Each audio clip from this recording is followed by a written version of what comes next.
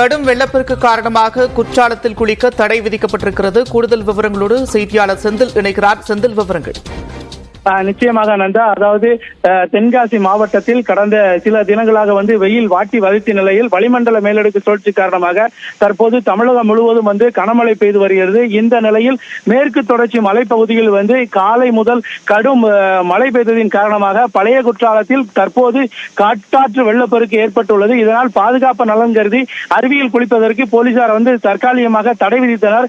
இந்த நிலையில் நெல்லையில் இருந்து சுற்றுலாவுக்காக இங்கே குளிக்க வந்தக்கூடிய அஸ்வின் என்ற இளைஞர் தற்போது நீரில் அடித்துச் செல்லப்பட்டதாக கூறப்படுகிறது.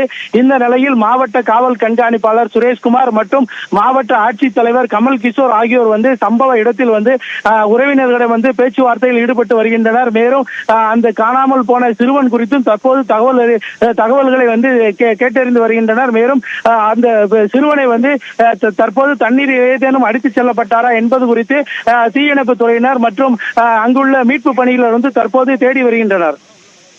நன்றி செந்தில், விரிவான விவரங்களுக்கு.